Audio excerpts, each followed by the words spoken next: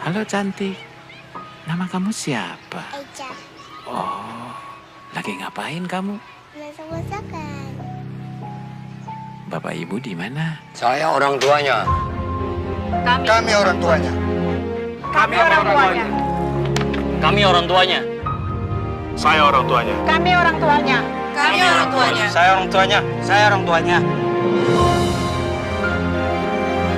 Semakin banyak yang menjaga, semakin jauh kekerasan dari mereka. Assalamualaikum warahmatullahi wabarakatuh. Kami dari kelompok 3 ingin memperkenalkan diri. Saya Nadia Fadila Zahra, absen 26. Saya Nadia Syahya Ramadhani, absen 24.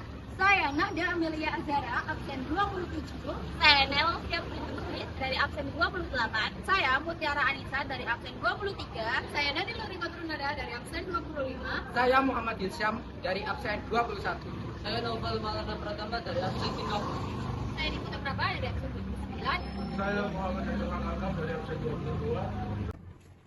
Belakangan ini banyak terjadi kasus kekerasan pada anak yang terjadi pada lingkungan sekitar kita, baik secara fisik, emosional, seksual, maupun pengabaian terhadap anak itu sendiri. Sebagian besar terjadi di rumah anak itu sendiri dan dengan skala kecil ada di lingkungan sekolah maupun di lingkungan anak itu berinteraksi. Nah, sebagaimana yang disebutkan dalam pasal 28B ayat 2 UUD RI tahun 1945 yang berbunyi, setiap anak berhak atas kelangsungan hidup, tumbuh dan berkembang, serta berhak atas perlindungan dari kekerasan dan diskriminasi. Jenis-jenis kekerasan fisik terhadap anak. Yang pertama adalah kekerasan fisik. Perbuatan fisik ini dilakukan menggunakan alat bantu ataupun tanpa alat bantu, seperti perkelahian atau penganiayaan. Kekerasan psikis yaitu perbuatan non fisik mencakup berbagai tindakan yang bertujuan untuk merendahkan, menghina, menakuti, atau menciptakan ketidaknyamanan pada anak. Jadi yang kedua yaitu ada kekerasan seksual. Kekerasan seksual adalah perilaku atau tindakan yang dilakukan secara seksual, seperti merendahkan, menghina, ataupun mempertontonkan bagian sensitif pada tubuh kita. Dampak kekerasan pada anak bisa memunculkan masalah fisik maupun psikologis pada si anak kemudian hari. Secara fisik mungkin bisa dilihat dari sekujur tubuh ada tanda-tanda bekas kekerasan. Secara psikis, anak yang menjadi korban kekerasan dapat mengalami masalah kejiwaan seperti gangguan stres pasca trauma, depresi, cemas, dan psikotik. Seperti yang telah dikatakan sebelumnya, kekerasan terhadap anak baik secara fisik, psikis, maupun seksual dampaknya tidak hanya melukai tubuh saja, tetapi juga mengganggu kesehatan mental anak.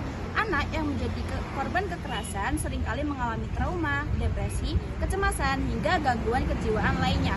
Hal ini tentu saja dapat mempengaruhi masa depan mereka. Oleh karena itu, melindungi anak merupakan tanggung jawab kita bersama, dimanapun dan kapanpun. Salah satu cara untuk melindungi anak adalah dengan memberikan edukasi tentang hak-hak mereka, menjamin keamanan lingkungan dimanapun mereka berada, serta mengenali karakter dan kebutuhan anak secara maksimal.